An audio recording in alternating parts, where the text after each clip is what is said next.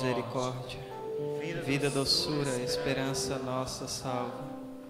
A vós bradamos, degradados filhos de Eva. A vós suspiramos, gemendo e chorando neste vale de lágrimas. E após, advogada nossa, esses vossos olhos misericordiosos nos ouvi. E depois desse desterro, mostrai-me Jesus, bendito é o fruto do vosso ventre. Ó clemente, ó piedosa, ó doce sempre Virgem Maria, rogai por nós, Santa Mãe de Deus, para que sejamos dignos das promessas de Cristo. Amém. Com o vosso divino Filho, a Mãe Pia, abençoai-nos, ó Virgem Maria. Em nome do Pai, do Filho e do Espírito Santo. Amém. Amém. Vamos nos assentando.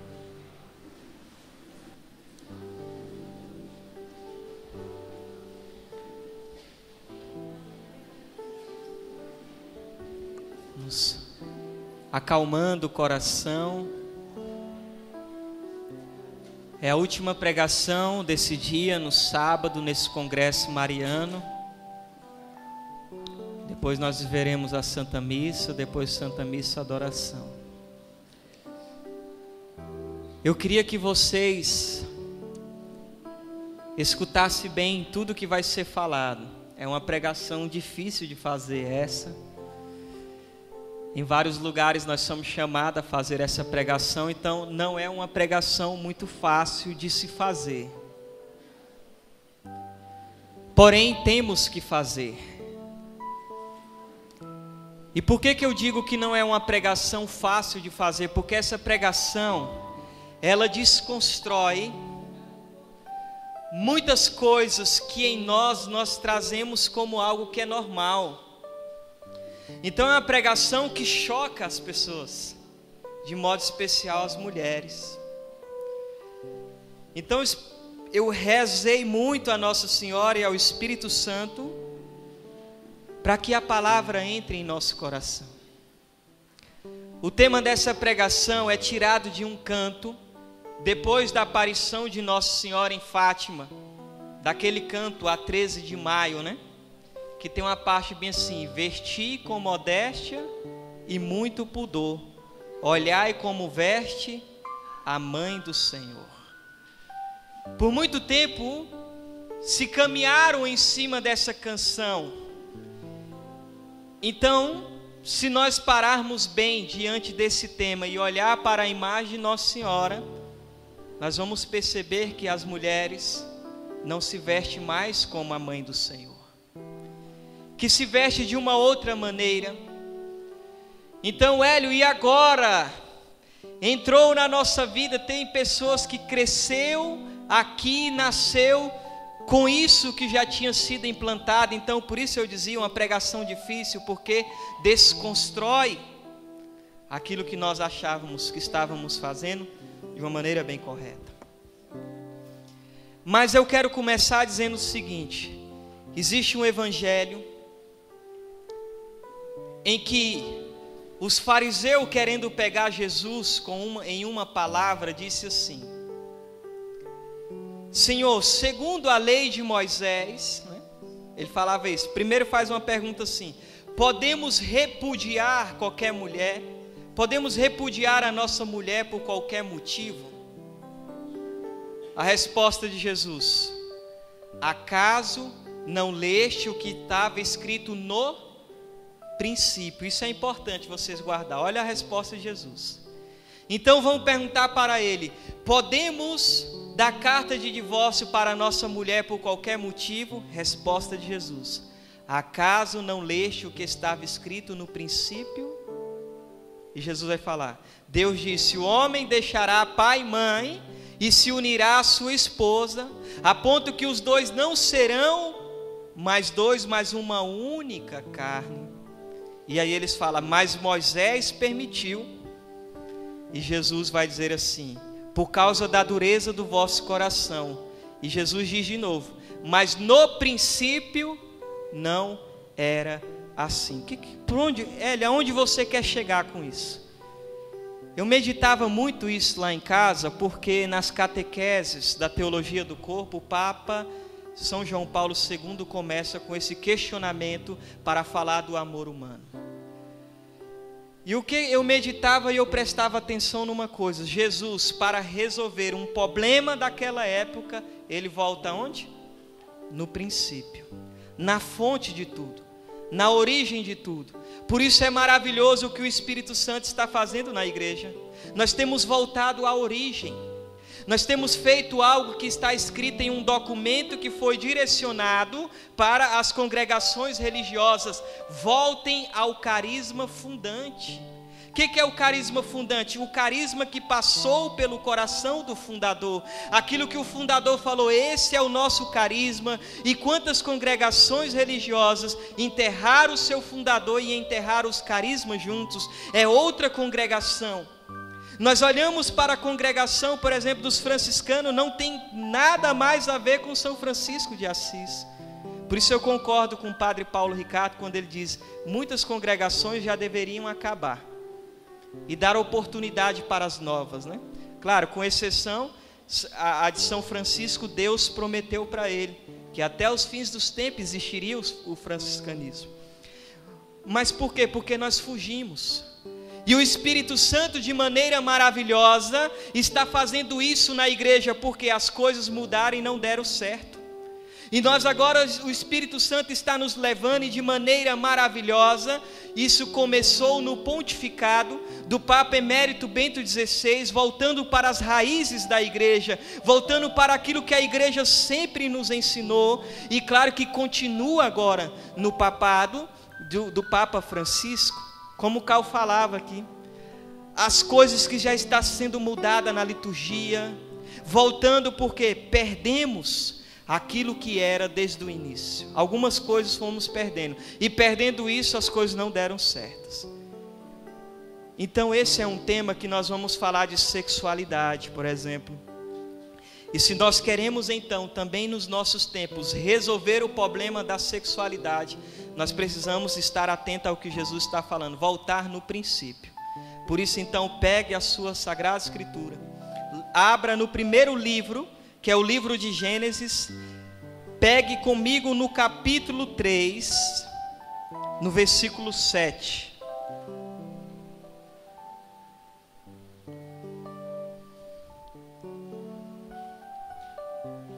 No princípio não era assim. É de lá que nós aprendemos tudo. Gênesis capítulo 3, versículo 7. Perdão. Deixa eu ver aqui. Versículo 21. Olha, Gênesis 2, 21. Depois a gente vai para o 3. Eu tenho que falar algo antes. 2, 21. Amém? Nós temos que ser um pouco rápido por causa para não... Gênesis capítulo 2, versículo 21. Então o Senhor Deus mandou ao homem um profundo sono, e enquanto ele dormia, tomou uma costela e fechou com carne o seu lugar. E da costela que tinha tomado do homem, o Senhor Deus fez uma mulher e levou para junto do homem. Eis agora aqui, disse o homem, ossos dos meus ossos, carne de minha carne, ela se chamará mulher porque foi tomada do homem. Estas são para nós palavras do Senhor. Amados, um pouco mais na frente, Deus disse assim, no versículo 18: não é bom que o homem esteja só. Quando Deus cria todas as coisas, leva a Adão para dar nome aos animais, e o nome que Adão desse seria esse o nome dos animais. E eu quero dizer que foi nesse momento que Adão se sentiu sozinho. Adão percebia que cada animal tinha um ser semelhante a ele, mas não havia um ser semelhante ao homem, e o homem então se entristece, do qual na teologia do corpo nós chamamos de tristeza original. Deus nos criou com uma solidão original. Então é mais ou menos aquilo que Santo Agostinho fala: o coração do homem está inquieto e ele só descansará quando repousar em Deus. Deus nos criou assim, isso está em nós, uma lei natural em nós, está isso, porque é na solidão que nós lembramos de Deus, é nesse momento que nós entendemos aquilo que a igreja diz: o homem é um ser religioso, então ele sempre vai procurar um ser transcendente, seja na macumba, no espiritismo, que não deveria buscar, mas o homem sempre crê em um ser, né, que está acima dele, um ser superior, porque o homem é um ser religioso. Adão então se sente sozinho. E aqui nós ouvimos, depois desse episódio, Deus então manda sobre o homem um sono profundo, do qual São João Paulo, na teologia do corpo, vai dizer que alguns teólogos, né, chega a traduzir para um torpor, e diz que dentro das Sagradas Escrituras um torpor é uma espécie de uma experiência mística, quando a pessoa sai daquela realidade e ela se perde. E aí São João Paulo vai explicando: o torpor, essa experiência, só acontece quando Deus faz algo de extraordinário. E aí ele faz uma comparação ao Evangelho de São Lucas, porque o Evangelho de São Lucas vai falar que na agonia suprema de Nosso Senhor, fala que os discípulos dormiram devido a uma tristeza. Adão dorme também devido a uma tristeza, ele se sente só. Não existe um ser semelhante a mim. E desse sono profundo, Deus então, do seu lado, da sua costela, faz a sua companheira Eva, sua esposa, sua mulher. E a palavra costela significa vida. Então nós ainda estamos falando no sentido ordenado das coisas, não estamos falando da desordem. E aí os santos padres vão explicar por que o homem ele é atraído pela mulher e a mulher é atraída pelo homem, por que ele se atrai. Estou falando de uma atração ordenada, quando a mulher olha e fala: meu Deus, que rapaz bonito, né? Que homem elegante. Ou quando o homem olha e fala: nossa, que moça linda, como é bonito o jeito dela, a forma dela, não o corpo, de olhar e desejar. Não, nós estamos falando da ordem, não da desordem. E os santos padres explicam isso, que essa atração é porque o homem sempre procura aquilo que lhe falta e a mulher sempre tende a voltar à sua origem, de onde ela saiu, que é do homem. E aí Adão então, no sono profundo, quando ele desperta, primeira coisa, Adão, ele é levado a um sono profundo, diz São João Paulo II, na teologia do corpo, devido a uma tristeza. Olha como era o sentimento: tristeza, solidão. Mas quando Adão desperta e vê a mulher, um ser semelhante a ele, algo que lhe completa, aí São João Paulo II diz: o sentimento já é de exaltação. E ele vai dizer: esta sim, carne de minha carne, ossos de meus ossos, tu se chamarás mulher porque foi tomada do homem. E ali Adão glorifica a Deus. Um monge trabalhou tanto isso na sua vida, que andando pela rua, ele viu uma janela aberta e ele viu uma mulher nua. Sabe o que o monge fez? Chorou glorificando a obra maravilhosa feita pelas mãos de Deus. Não é um olhar desordenado como os nossos. Que fôssemos muitos de nós já teríamos pecado. Mas aquele homem não, porque ele entende isso. Então ali naquele momento Adão vai exaltar a Deus. Não existe desordem em Adão e Eva. No versículo 25 diz assim, ó, Gênesis 2, 25: o homem e a mulher estavam nus e não se envergonhavam. Eles viviam nus e não havia problema nenhum. Naquela época não necessitava roupa. Eu quero dizer para você que as vestes é uma consequência do pecado original. Não necessitava o homem usar roupa, não necessitava uma mulher usar roupa, porque Deus nos criou de maneira perfeita, com uma sexualidade perfeita. Mas depois do pecado original, aí sim vai ser necessário as vestes. Nós vamos chegar lá. Então Adão vai exaltar a Deus. E aqui o Papa diz que aqui é o primeiro canto nupcial. O que é a núpcia, né? Quando o homem casa com a mulher, vão viver a sua noite de núpcia, né? Então, uma linguagem do amor esponsal, do marido com a esposa, da esposa com o marido, algo que é belo, que é lindo. E eles então viviam nus e não havia problema nenhum.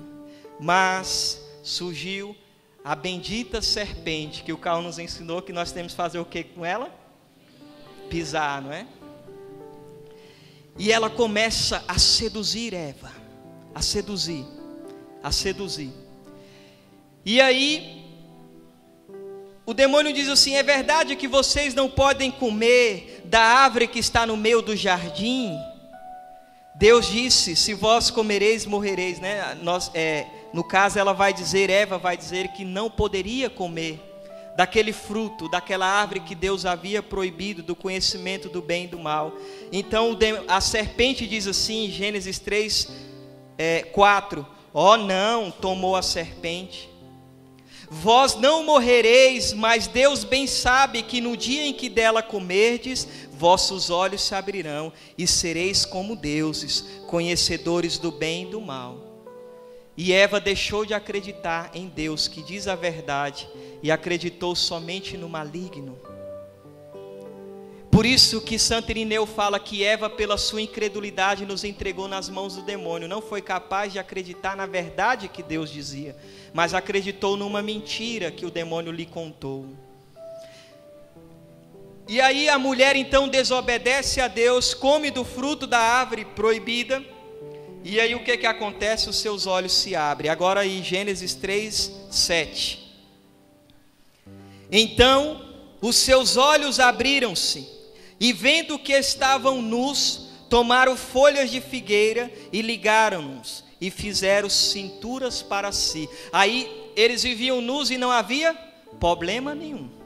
Aí o pecado original vem e traz uma desordem. É tão difícil pregar isso, porque o demônio na nossa época, o que está fazendo? Invertendo a natureza. O homem quer ser quem? Mulher. E a mulher? Homem. Mas nós vamos explicar. Qual era a desordem que o pecado original causou no homem? Aonde está a desordem? Está nos seus olhos. Uma mulher ver um homem sem camisa, antigamente, para ela, tanto faz como tanto fez. Natureza feminina é diferente de natureza masculina. Agora o homem, qualquer coisinha que ele vê, ele está preparado para um ato conjugal. A mulher precisa ser preparada para o ato conjugal, é diferente.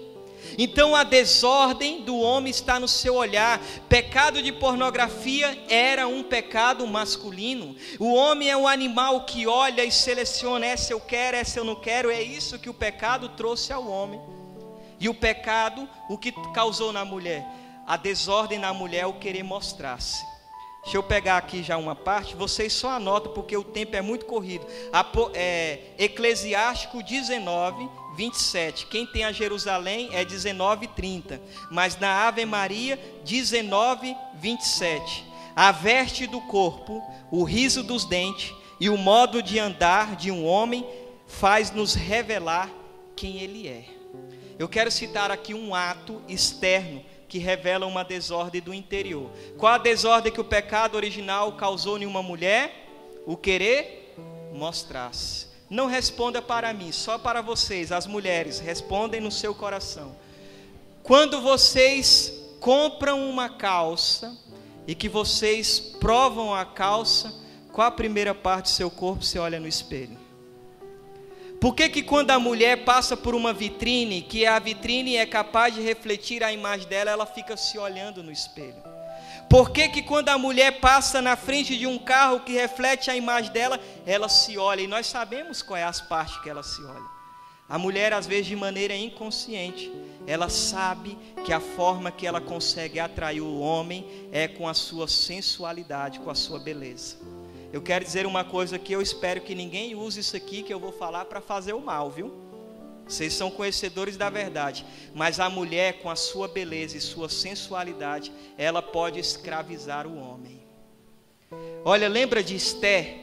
Esté foi colocada no palácio real. O seu povo estava para morrer. Mardoqueu fala com Esté que ela tem que fazer alguma coisa. E Esté, como rainha, ela vai se ornamentar. ela se embeleza e ela vai diante do rei. E o texto diz que o rei se encantou com a beleza da rainha Esté. E tudo que Esté pedisse, o rei ia fazer. E a Esté pede a salvação do povo e o rei atende. Quando Holofernes tenta ali escravizar o povo, tem essa história também de Judite, não deixava com que ninguém fosse na fonte das águas. Aí Judite, ela se ornamenta e ela vai ao encontro dele, toma vinho nele, né? E depois vai para a tenda com ele, e o que faz? Corta a cabeça dele. E o texto também diz que Holofernes ficou admirado pela beleza de Judite. Então a mulher, com a sua beleza, ela pode fazer isso. Se nós olharmos para a Sagrada Escritura, os grandes homens caíram por causa da beleza feminina. Davi está na sua casa e vê a mulher de Urias tomando banho. A desordem do homem está onde? Ele olha e desejou no seu coração. Jesus fala que olhar e desejá-la, possuí-la no seu coração já é um pecado, o adultério interior. E aí Davi é seduzido por ela, pela beleza feminina. Eu costumo dizer, Deus de fato desenhou as mulheres são muito mais lindas do que o homem, por natureza. E Davi então cai. Salomão, do qual Deus disse, dar-te-ei um coração sábio, que não existirá outro como ele na terra. Salomão adorou outros deuses, porque tinha 1000 concubinas. Caiu. Sansão perdeu sua força, porque revelou o segredo, por causa da sedução de uma mulher, Dalila. E por aí vai nas Sagradas Escrituras. E o inimigo sabe muito bem disso.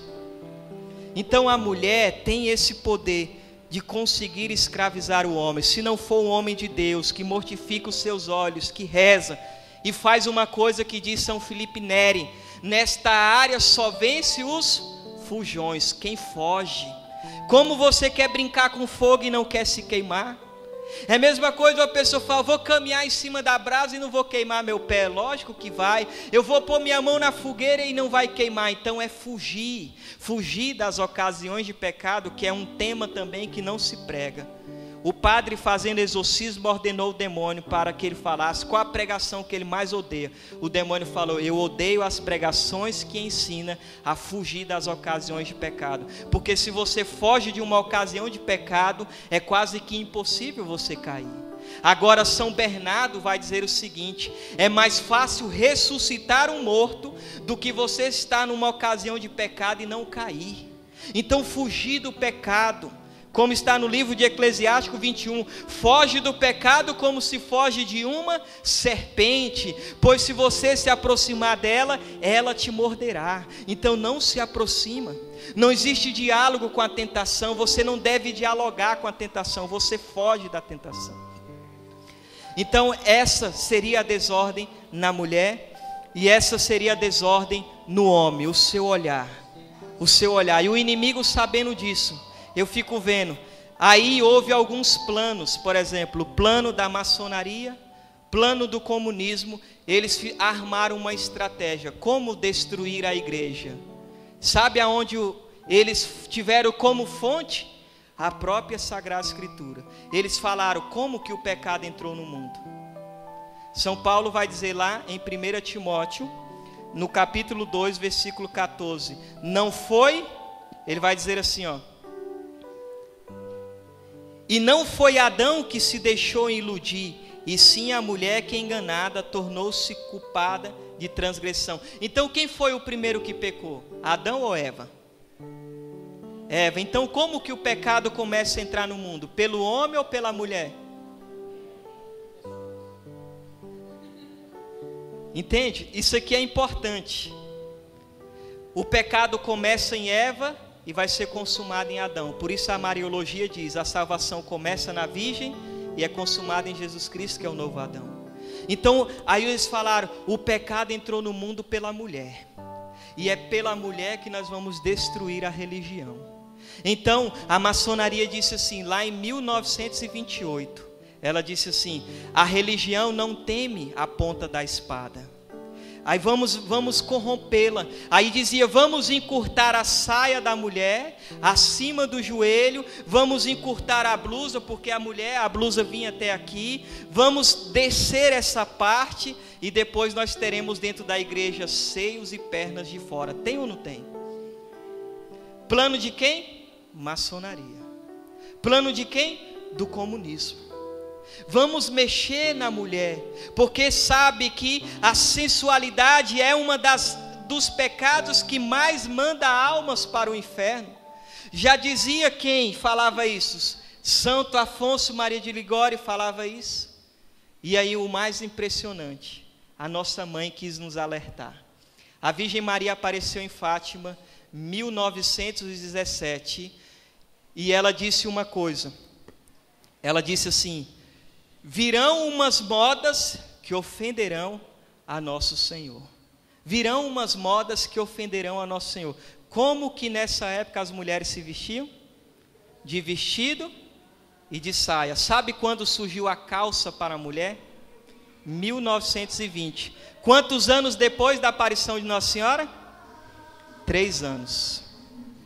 Então nós vamos agora começar a entender as coisas. Por quê? Porque a calça era, até então, naquela época, a calça era uma veste masculina, e o vestido e a saia são vestes femininas, entende?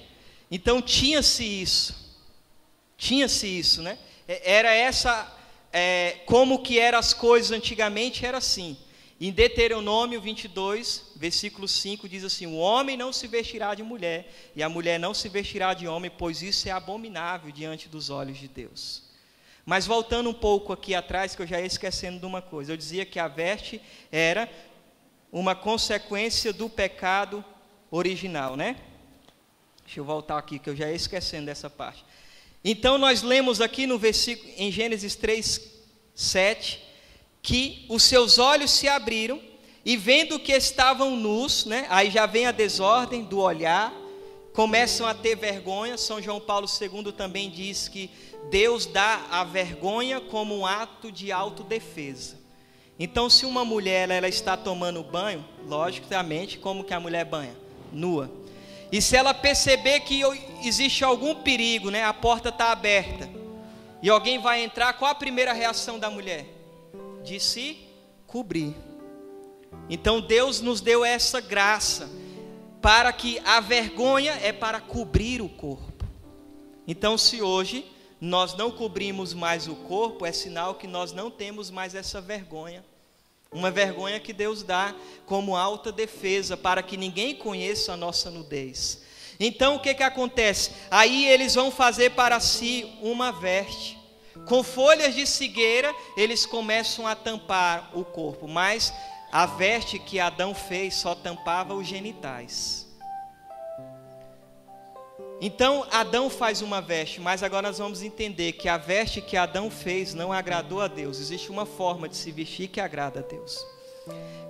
E aí nós podemos pegar aqui então, Gênesis 3, 21. O Senhor Deus fez para Adão e sua mulher uma veste de pele e os vestiu.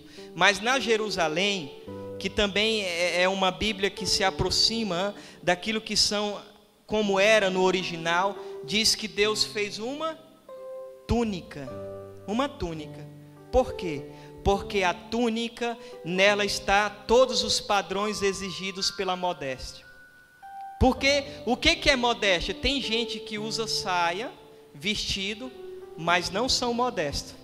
Isso aqui também vai ser importante nós explicarmos isso. Por quê?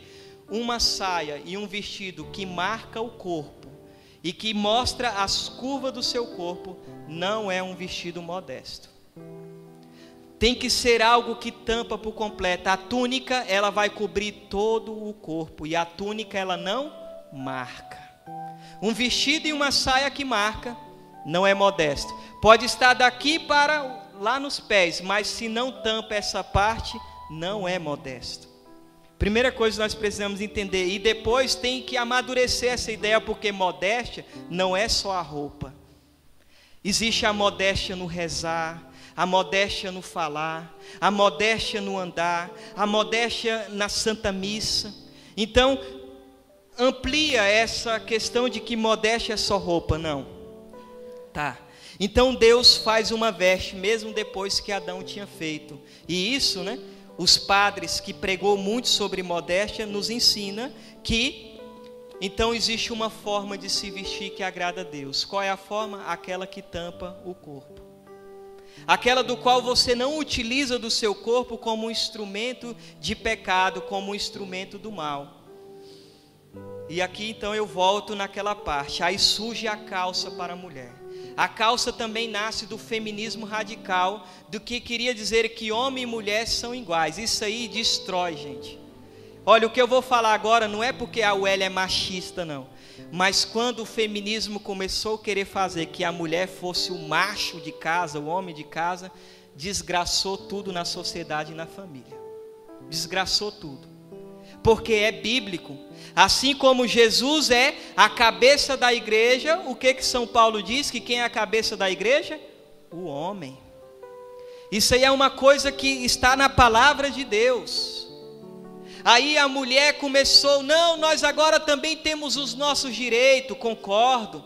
Em muitas coisas as mulheres também têm direito. Eu não estou falando de que o homem tem que humilhar, massacrar a mulher, até porque ela foi feita do lado. E a teologia fala, por que do lado? Porque é para caminhar junto.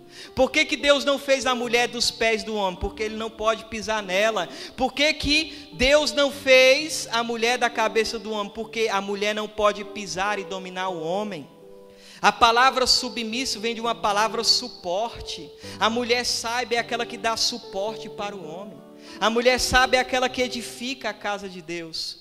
Então, quando nós não respeitamos isso, aí vai vindo a destruição. E eu quero falar de um santo chamado São Nilo, ano 400 e alguma coisa. São Nilo é impressionante uma profecia dele, porque ele vai dar o século. Ele fala assim, no século 21, as pessoas andarão na rua e ninguém saberão quem é homem e quem é mulher, pelo corte do cabelo e a veste do corpo. Hoje você anda ou não anda na rua e você fala assim, meu Deus, aquilo é homem ou aquilo é mulher? Vivemos essa época ou não? O santo falou isso no ano de 400 e pouco. Então existe uma finalidade, a calça, né? Se você depois dessa pregação não quer aderir à saia, porque você é livre, e eu não estou falando que quem usa calça vai para o inferno, mas eu quero louvar aqui aquelas que usam a saia, né? E dizer a vocês que vocês têm todo o meu apoio, a minha vida de oração, mas tem mulheres que vai falar, não quero usar isso. Você é livre, entendeu? Você é livre. Você também pode se santificar? Pode, mas não tenho dúvida de que aderir à modéstia vai ser mais fácil, não tenho dúvida.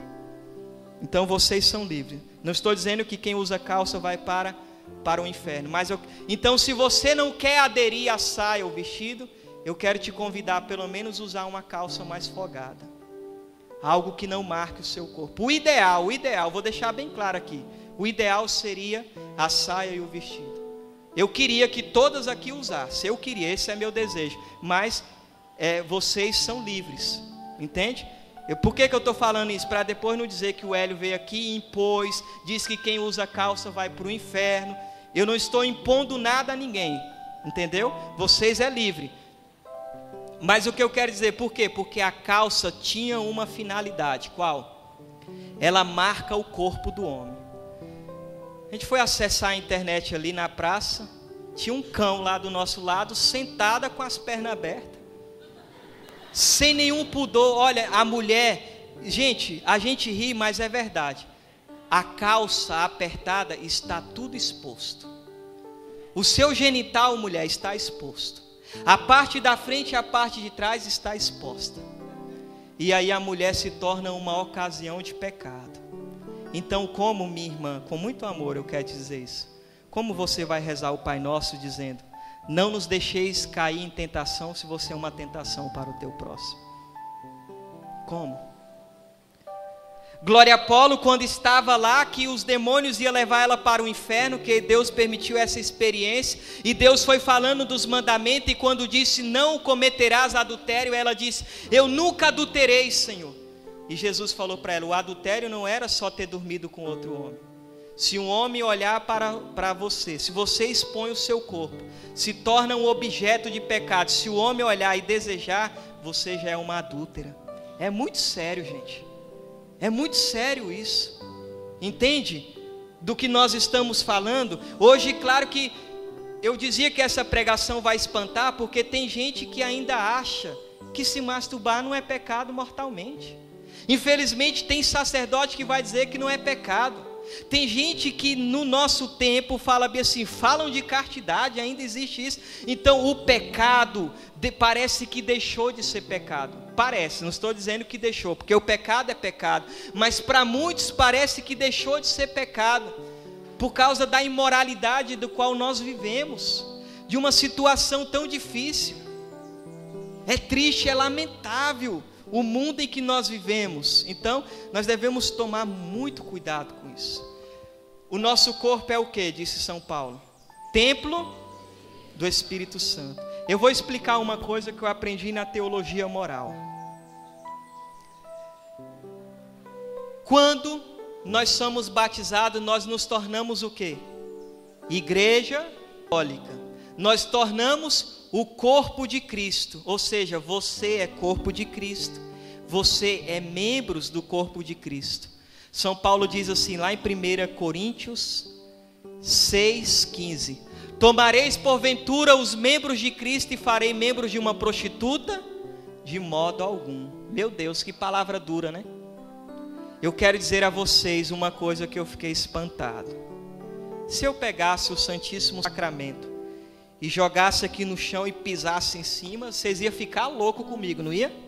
Meu Deus, que sacrilégio, que profanação. Todo pecado de impureza é tal como esse. É um pecado de escândalo mesmo, entendeu? De profanação.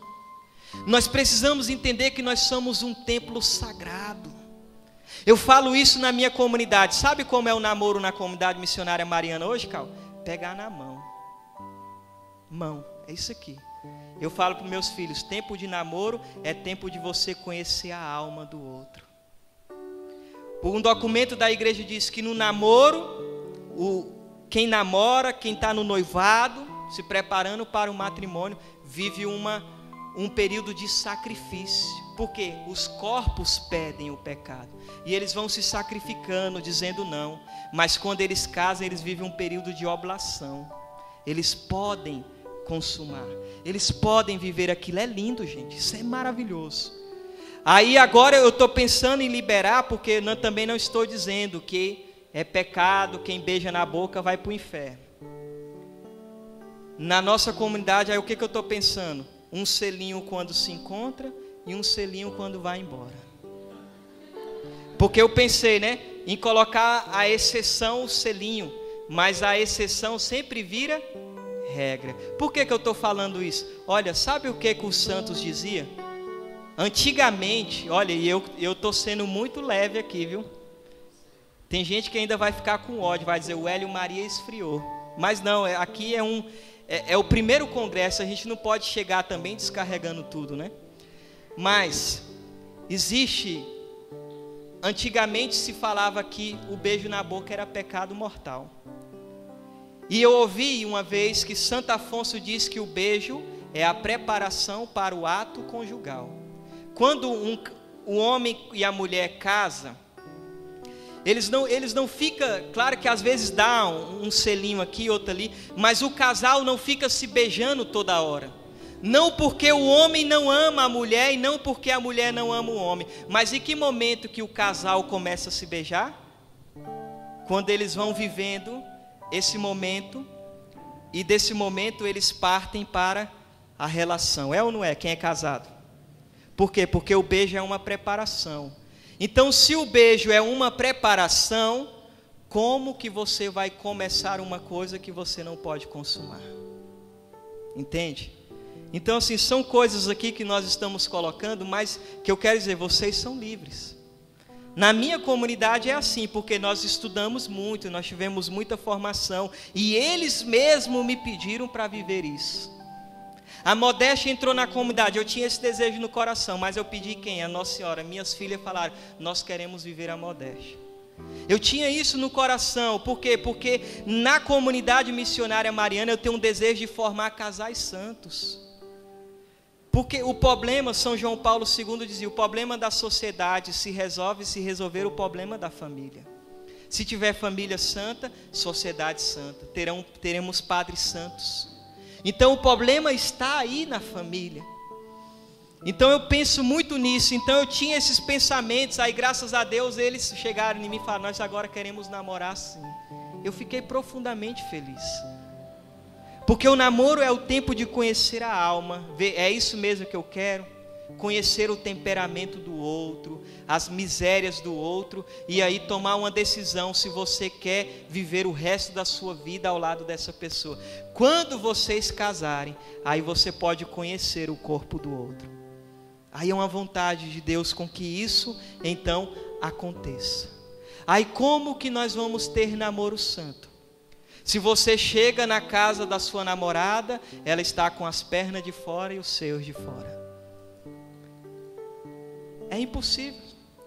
Porque se alguém falar assim, não, mas eu sou forte, eu não sinto nada pela mulher, então você tem que rever a tua sexualidade. Eu desconfio que de fato você é homem. Porque o homem, por mais que ele seja de Deus, aí é o que? Uma desordem. Desordem da natureza humana. Desordem. Então tomar muito cuidado, como que você vai viver a santidade. É tão triste, eu fico vendo os namoros de hoje. O rapaz tem que chegar na melhor amiga da moça para perguntar, o que eu dou para ela de presente? Sabe por quê? Porque ele não conhece ela, ele só conhece a língua dela, o corpo dela. Porque não existe diálogo. Não existe o conversar, sentar e partilhar do que gostam. Falar do que vocês planejam para a vida. Como vamos ser santos assim? Como vamos ser santos se namoram em lugares escuros? Lugares sozinhos?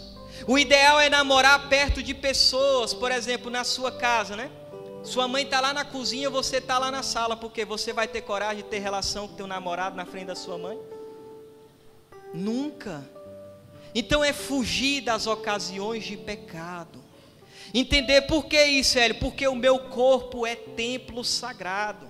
Porque o meu corpo é membros do corpo místico de Jesus. E eu não posso fazer dos membros de Jesus membros de uma prostituta. É uma linguagem forte, mas é isso aí mesmo. Em 1 Coríntios 3, 16 a 17, não sabeis que o vosso corpo é templo do Espírito Santo, e que o Espírito de Deus habita em vós, e se vós destruir o templo de Deus, palavra forte, Deus o destruirá, porque o templo de Deus é sagrado, e isso sois vós. Por isso, quando a mulher compreender isso, ela não vai ter, ela vai querer mesmo viver a modéstia, ou pelo menos, como eu dizia, uma camisa mais folgada, uma calça mais folgada. Porque ela entende, o meu corpo é templo do Espírito Santo. É templo, eu não posso profaná-la, eu não posso. E aí, quando então as mulheres começaram a aderir à calça, sabe por que vocês hoje sofrem? Porque muitas, quando ouviram a igreja falando lá atrás, desobedeceram a igreja e falaram o que muitas estão falando aqui agora no seu coração. E isso não tem nada a ver. E aquelas mulheres vão pagar um preço maior do que as mulheres de hoje. Porque elas não obedeceram à igreja. Então na época os padres começaram a pregar publicamente. Infelizmente eu esqueci esse material, mas quem quiser eu posso mandar um material para o Anderson, com vários documentos da igreja, dos papas falando para não aderir a essas modas. Os padres pregavam no púlpito para as mulheres não usar calça. Os bispos falavam para as mulheres não aderir à calça. Eu vou dizer uma coisa aqui que vai escandalizar. Uma mulher foi se confessar com o Padre Pio, ela não usava calça, ela vendia. Padre Pio falou, vá-te embora, Vai embora, eu não te absolvo. Italiano brabo, a mulher ficou assim: se você quiser absolvição, você vai pegar as suas calças e você vai desfazer. Não é para dar, desfaça, senão eu não dou o perdão dos teus pecados. Meu Deus do céu, o Padre Pio fez isso. É de se espantar, porque quem conhece a vida de Padre Pio, mas eu quero dizer, talvez Padre Pio foi duro porque estava sendo implantado, e ele tinha que ser duro. Pode ser, eu não sei. Entendeu? Então assim, a igreja sempre falou disso. A igreja sempre falou disso. E aí a igreja começou a falar. Aí teve, em que ano o plano da maçonaria? 1928, bem depois da aparição de Fátima. E nessa época, quem era o Papa? Pio XII, conhecido como o Papa também da modéstia. Sabe o que ele mandou fazer no mesmo ano do plano da maçonaria? Cruzadas da modéstia. As mulheres deveriam fazer cruzadas na rua com rosário, o pessoal falando da modéstia para que ninguém aderisse àquilo. Então a igreja falou lá atrás tudo isso. Falou. Olha, teve época que foi lançado documentos que a mulher que estivesse nua, ela tinha que ser impedida de entrar na igreja, gente. Impedidas. Tem uns padres mais antigos que eles mandam colocar, ele fala assim: arranca lá a toalha lá do altar de Nossa Senhora e cobre essa mulher. Tem padres, senhores que fazem isso porque a igreja falava isso. O Papa Bento XV dizia: as mulheres, né, agora andava na rua assim. Agora elas se atrevem a entrar na igreja e até comungar. Existia um documento que dizia: a mulher que estivesse mostrando parte do seu corpo, ela não poderia comungar. Hoje tem gente que comunga de qualquer jeito. Por isso que eu me preocupo com o tempo que nós estamos vivendo. Eu me preocupo. Por isso que os pastorinhos em Fátima viram que almas caíam no inferno como gotas de chuvas. Quem pode contar as gotas das chuvas? Ninguém. Em 1917 e hoje, 2014. Meu Deus do céu, quantas almas estão se perdendo? Nós achamos que vivemos na graça. Eu quero ser santo, né? Vai ao grupo de oração de vez em quando, na missa aos domingos. Você quer ser santo? Coisíssima nenhuma. Não faz jejum, não faz penitência, não faz mortificação, não é capaz de renunciar o pecado. Amado, nós não seremos santos, não. Nós achamos que a santidade é o que? A santidade é renúncia, entrega total, é morrer às minhas vontades. Eu não quero pecar, eu fujo das ocasiões de pecado. A igreja pedia muito isso, mas nós não demos ouvido. E aí as mulheres começaram a escrever carta para a igreja. Por que que escreve carta só para nós? Por que que não fala aos homens? Por exemplo, casamento. Vai ter um casamento. Existe algum problema com a veste do homem? Ele está tampado até aqui. Quem é que está nua dentro da igreja? É as mulheres. Aí claro que aqui também o homem não pode vir para a missa de camiseta regata, de bermuda. Você também tem que vir para a missa de calça, com camisa. Entende? Também não pode o homem ficar andando na rua sem camisa. Eu vou para a academia, eu vou malhar. Sim, por fora você é lindo, mas por dentro você é um sepulcro caiado, você está podre. Nós temos uma vaidade. São João Paulo II diz: sabe o que é o corpo? Ícone. O que é um ícone? Uma imagem. O corpo hoje se tornou ídolo, diz São João Paulo II. Porque uma idolatração do corpo. Eu começo a idolatrar o meu corpo. Então a mulher diz assim, a moça, né? Porque aí também já mexe na maternidade. Porque São Paulo diz aqui assim, que a mulher vai ser salva pela maternidade e pela sua modéstia. Está aqui em Timóteo, 1 Timóteo 2,15. Contudo ela poderá se salvar, cumprindo-se os deveres de mãe, e contudo que permaneça com modéstia, fé e no caminho da santidade. Modéstia e maternidade caminham juntos.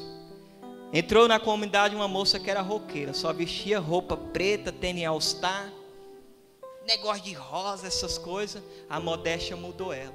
Ela falou: meu Deus, hoje eu amo coisas rosas, eu quero ser mãe. Todas as meninas que aderem à modéstia, elas falam que querem ser mãe, querem cuidar da casa. Porque mulheres, vocês nasceram assim. Com que vocês brincavam? quando vocês eram criança? De boneca. Você era o que da boneca? Mãe. As mulheres não querem mais ser mãe. Sabe por quê? A salvação passa pelo útero de uma mulher. Como que o Salvador entrou no mundo? Já pensou se Nossa Senhora tivesse se trancada para a maternidade? Talvez nós fica aqui, ô Senhor, manda pessoas, manda um político bom. Talvez Deus mandou, mas a sua mãe o assassinou. Uma mulher vai se confessar com o Padre Pio. Olha, Cal, fantástico isso. Uma mulher foi se confessar com o Padre Pio. Ela cometeu um aborto. E aí ela disse para Padre Pio: eu cometi um aborto e de lá para cá eu sonho quase todas as noites com um padre andando na praça de Roma. Padre Pio olhou para ela e falou: desgraçada, o seu filho ia ser um papa da igreja. E ela matou aquele menino no seu ventre. Antigamente, os buquês das mulheres, eu sou apaixonado pela igreja. O buquê da mulher era um buquê caído, que representava a fertilidade. E a mulher católica, com o seu útero, ela gera filhos na santidade, que sentarão nos tronos decaídos, né? Quando os demônios caíram, os tronos ficaram vazios. E ali deve sentar esses que são levantados pela Imaculada. Mas a mulher hoje não quer mais ser mãe. Por quê? Porque o véu, vamos explicar tudo isso. Aí o que acontece? Por quê? Porque vai destruir o meu corpo. Olha, uma hora vai cair tudo, não se preocupa. Eu quero dizer para você que idolatra o seu corpo, sabe o que vai ser seu corpo quando você morrer? Comida dos vermes e mais nada. Para que essa idolatração do seu corpo? Agora, um dos maiores pregadores da teologia do corpo dos Estados Unidos disse que o sogro e a sogra casaram virgens, e aquele homem comungou e ficou chorando, e a mulher até preocupada: será que se arrependeu, né? Casaram no sábado, consumaram o matrimônio, e no domingo estava na Santa Missa. E quando a mulher foi perguntar para ele, ele falou: agora eu entendo. Fica, eis aqui o meu corpo que foi entregue por vós. Uma mulher que se doou no matrimônio, que se abriu para a vida, e que o seu corpo foi deformado, porque ela foi capaz de gerar vida. Quando ela se apresentar no final da sua vida, ela pode dizer para nosso Senhor: eis aqui o meu corpo que foi entregue por vós. Meu Deus, que igreja linda! Igreja linda! E aí nós entramos em um outro ponto. Por que a mulher precisa se cobrir? Mulher, você é interior. Olha, eu vou falar muito sério aqui, claro, a gente se escandaliza. Quando se fala de sexo, primeira coisa, pecado. É pecado fora de Deus, mas no mistério de Deus é a coisa mais linda, bela. Tem gente que fala assim, que quando vai ter relação com o marido, tira a imagem de Nossa Senhora, a cruz. Se você recebeu o sacramento, e se você faz como a igreja pede, claro que essas outras aberrações aí, sexual, que às vezes vai entrando dentro do matrimônio que não agrada a Deus, não, essa daí não. Mas como é conforme a vontade de Deus, não há nada de sujo. Então vou ser bem claro, mulher, quando você olha para o seu órgão genital, ele é para dentro. O homem é para fora. Para fora. Então a mulher, ela é interior, por isso ela se cobre, é no seu interior. E aí Santo Ambrósio dizia: por que a mulher vestia um véu? Porque é no interior que ela gera a vida. Ela se cobre, ela se vela. A mulher é no interior. Quantas mulheres falam assim: eu usar véu para ir na Santa Missa? E por que quando você vai casar, você é capaz de usar véu para receber aquele que vai... Sabe o que é o matrimônio? Companheiro de naufrago, que vai viver ao teu lado, e quando você morrer, ou ele morrer, pronto, a morte separou. Às vezes eu falava isso na comunidade, a gente fala: eu te amo, né? Um amor eterno. Será que é? A morte separa. E no céu, nós seremos como anjos. O padre não dizia ontem na Santa Missa, citando a palavra de Deus: no céu ninguém se dará em casamento. Sabe quem é o esposo da nossa alma? Jesus. A igreja é o quê? A esposa de Cristo. Quem vai olhar para mim, homem Hélio, e vai enxergar em mim a esposa de Cristo? Quem tem a missão de transmitir a imagem de igreja enquanto esposa é vocês, mulheres. Por isso, quando eu era ministro extraordinário da comunhão, o primeiro dia que as meninas usou véu, elas vieram todas na minha fila. Eu dava o corpo de Cristo chorando para elas. Porque aí nós podemos ver aquela canção da Toca de Assis, como noiva que caminha rumo ao altar e o noivo a me esperar. Gente, é fantástico. E a mulher vai e ela comunga. Aí lembra, vamos começar pela mulher. Tira-se os véus da mulher, mexe na roupa da mulher. Toda a imagem de Nossa Senhora tinha véu. Toda a âmbula tinha véu. Todo o sacrário tinha véu. Padre Paulo Ricardo diz: a igreja só cobre com véu o que é sagrado. Em um exorcismo, o demônio disse que ele trabalha contra duas vocações que podem salvar o mundo: o sacerdócio e a maternidade. E aí ele tenta então destruir dessa forma. Hoje as imagens de Nossa Senhora estão voltando, em alguns lugares já tem véu. As pessoas estão voltando a colocar véu no sacrário, véu na âmbula. Então quando nós estamos falando isso, pelo amor de Deus, eu não odeio ninguém não. É para o bem das nossas almas. O bem da nossa alma. Então existia isso. Ontem nós fomos ver na Coreia, as mulheres quase todas lá estão usando véu. É uma realidade que está voltando. Porque quando se tinha o véu, se tinha um silêncio. Na igreja a mulher chegava, ela se ajoelhava e ela se preparava para o mistério eucarístico. O homem chegava, se ajoelhava e se preparava para o mistério eucarístico.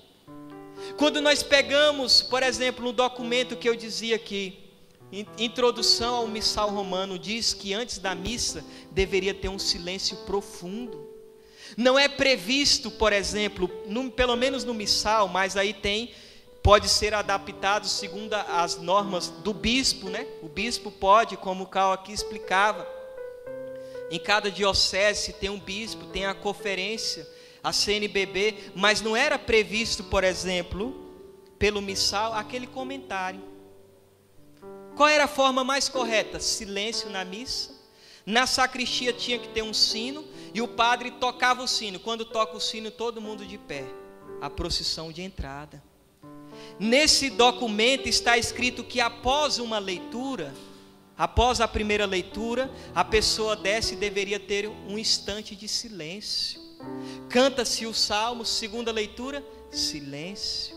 Evangelho, homilia, depois, silêncio. Documentos da igreja. Só que foram tirando as coisas, mexendo também nas vestes. E eu dizia que o corpo reza. Quando São Paulo diz assim, lá em 1 Coríntios 6, 20, glorificai, pois, a Deus no vosso corpo. A modéstia é uma maneira de glorificar a Deus no corpo. Com a forma que eu me visto. Amarás o Senhor teu Deus de todo o teu coração, com toda a tua alma, com todo o seu ser. Linguagem filosófica, o ser, com tudo aquilo que eu sou. Eu glorifico a Deus, eu amo a Deus, eu adoro a Deus. Aí claro, não é fácil isso. Não vai ser fácil isso. Olha, a mulher quando adere à modéstia, ela se acha feia. Eu estou muito feia assim. Claro que vai ter uma guerra, porque a menina que abraça a modéstia, ela prega com a própria vida contra a ideologia de gênero. Que é o quê? Não existe mais o sexo masculino e feminino. Agora todo mundo é igual. Homem e mulher é a mesma coisa. Então, se essa maldita lei tivesse sido aprovada, por exemplo, a minha filha Mariana, eu não poderia ter colocado lá sexo feminino. Como que ia ser? Gênero indefinido. Ela vai definir o que ela é. Gente, isso é um absurdo, gente. Isso é um absurdo. Quando a mulher está de saia e vestido, é natural. Eu convido você a fazer uma experiência. Pesquisa na internet uma foto de mulher com saia ou vestido e pega uma mulher de calça jeans e tênis e veja, ninguém você olha ali e fala, nossa, aqui é bem mais feminino. A feminilidade que a mulher perdeu, ela vai sendo recuperada com a modéstia. A mulher hoje não tem pudor, ela senta com as pernas abertas, ela é toda exterior igual homem, entendeu? Aí depois nós achamos ruim como está a moda hoje, como está o mundo hoje. Quando ela está com saia, ela se preocupa como ela vai sentar, como ela vai cruzar as pernas dela. Aí ela está andando na rua, vem um vento, ela segura. Aí ela começa a querer, aí vai vindo, né? Aquilo, a mulher não precisa ser feminista, mas ela deve ser feminina. Aí ela vê uma preocupação. O meu cinto deve combinar com a minha bolsa e o meu lacinho no cabelo. Coisa de mulher, entendeu? Que as mulheres perderem, que isso é lindo. Uma maquiagem, né, mais tranquila, não precisa ficar igual o patati e o patatá, não, aquela coisa forte, mas uma coisa mais tranquila, uma coisa mais natural. Claro que também a modéstia não é desleixo. Teve uma moça que falou, eu não queria aderir à modéstia, porque teve umas meninas que, Deus me livre, era mal vestida mesmo. A modéstia é algo que é elegante, é algo que é bonito.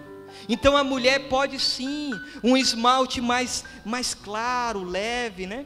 Uma maquiagem mais leve. Agora, ser natural, entendeu? Uma coisa mais simples, uma coisa mais feminina, delicada. A mulher hoje, velho, meu irmão, coisa feia, você não é homem. Você é mulher. Mulher mais simples, fala mais baixo. Ela é mais tranquila. O homem é bruto, o homem é assim, a mulher não. E aí outras coisas, por exemplo, quem são os estilistas de hoje? São os homossexuais.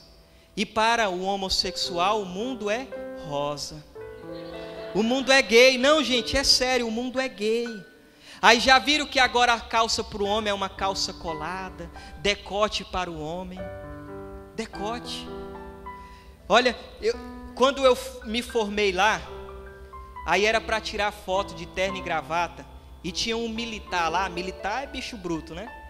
Aposentado, sargento, e os homens tudo se maquiando. Falou, vai lá, eu falei, eu não vou me maquiar não. Ele falou, eu já gostava desse menino, agora que eu gosto dele mesmo, só eu e tu que é homem aqui nesse negócio, sabe? Mas o homem muito cheio de frescura, até padre, gente, fazendo botox na boca, pelo amor de Deus, sabe? Muito cheio de frescuragem, coisa de mulher. Aí por isso que está se invertendo a natureza, as coisas. Claro que o homem pode passar um creme, pode, um perfume pode, fazer uma barba pode, mas não precisa de tantas coisas. Não precisa de tantas coisas. E a mulher não, a mulher é feminina, o homem masculino, eu sou homem. E quando nós entendermos isso e fazer isso, nós estamos fazendo aquilo que é o plano original. O Cal dizia aqui, vocês deram risada, mas ele dizia sério.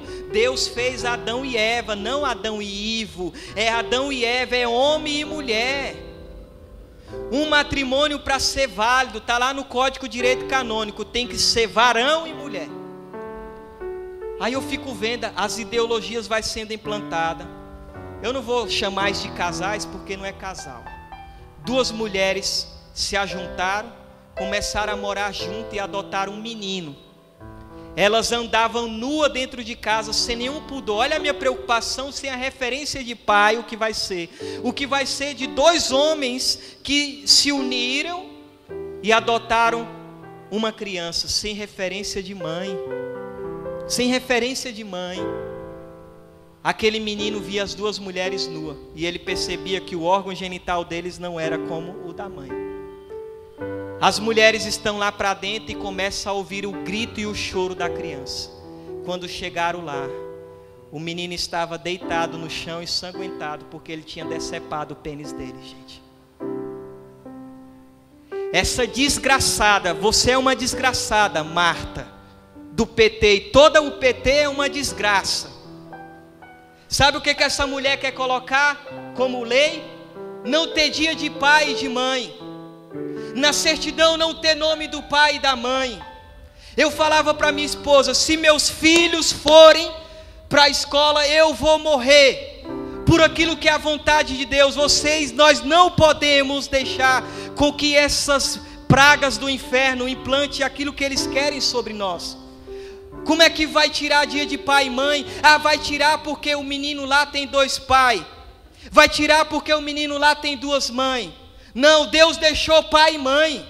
Não tem esse negócio de se unir homem com homem, mulher com mulher, não, porque isso vai ser a destruição da família. O que um menino vendo dois homens se beijando e tendo relação sexual, o que esse menino vai ser? O que uma moça vendo duas mulheres se esfregando, vivendo esse pecado horrível?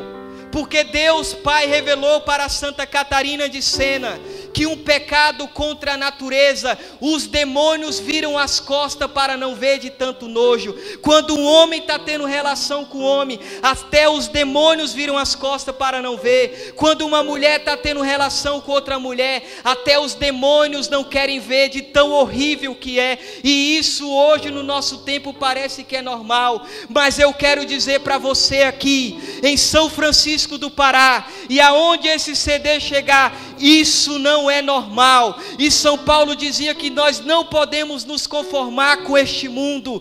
Você não pode se conformar. Você tem que entrar no exército de Nossa Senhora e mostrar com a tua vida que não é assim, que essa não é a vontade de Deus. Podem nos matar, faça conosco o que quiserem, mas nós iremos viver aquilo que é a vontade de Deus.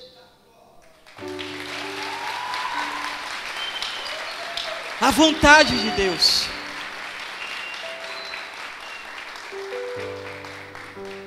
Então, entre nesse mistério. Nós não temos mais tempo para falar tantas coisas bonitas do amor humano. Padre Léo escreveu um livro fantástico, eu obedeci ele. Ele falou que era para ler só quando casasse.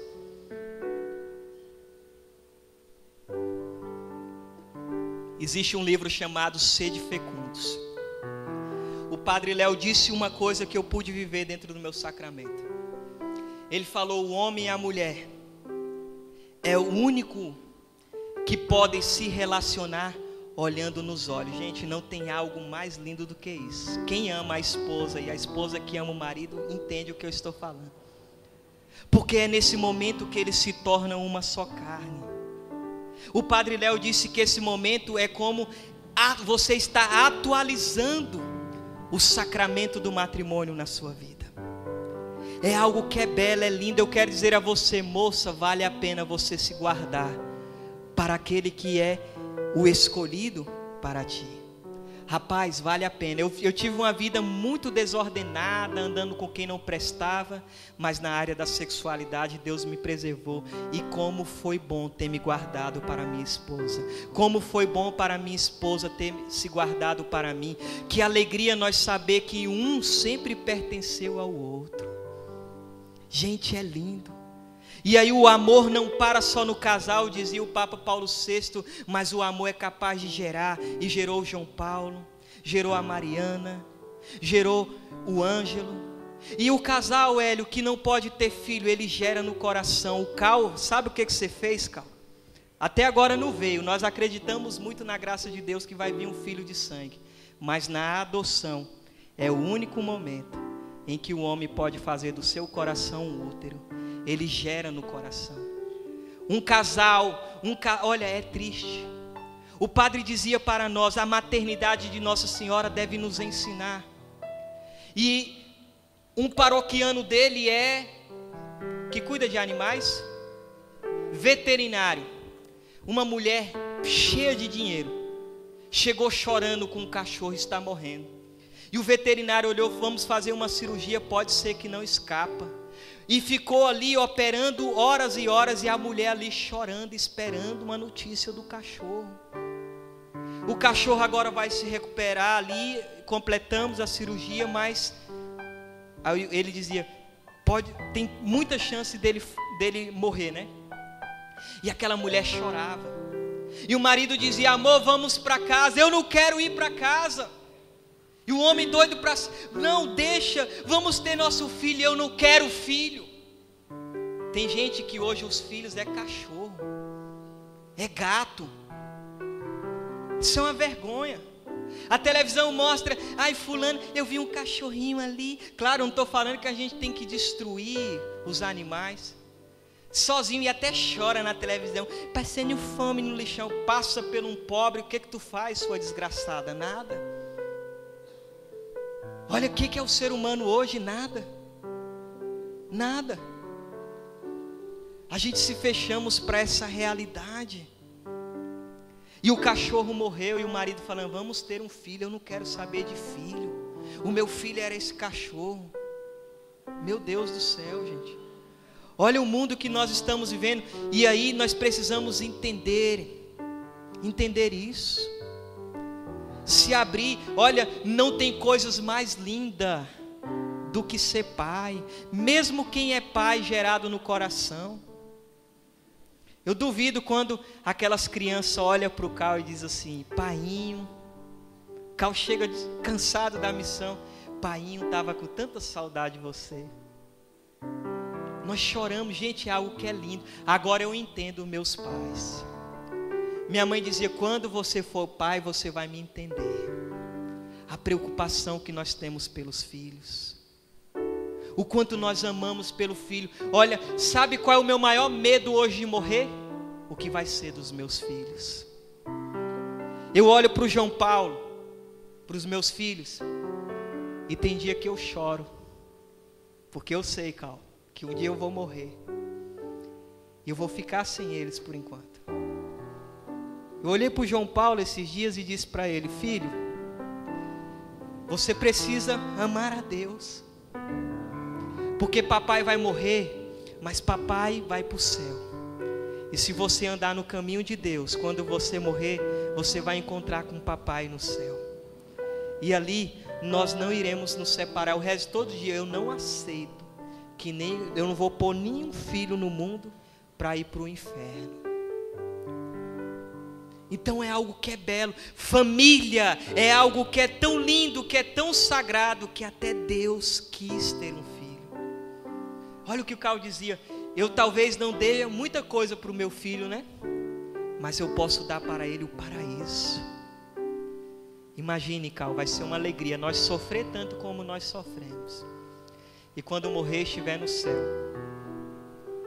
Quando Carol chegar o dia dela, e aí Nossa Senhora vai chegar e vai falar assim: filho Cal, tem uma pessoa que está chegando. E pegar na mão do Cal, e vai estar o Cal e Nossa Senhora esperando a Carol. Imagine isso. Você casou, se doou, amou o seu marido, foi fiel a ele, o marido foi fiel à sua esposa. Eu não sei quem vai morrer primeiro. Vamos dizer que eu vou morrer antes da Sol.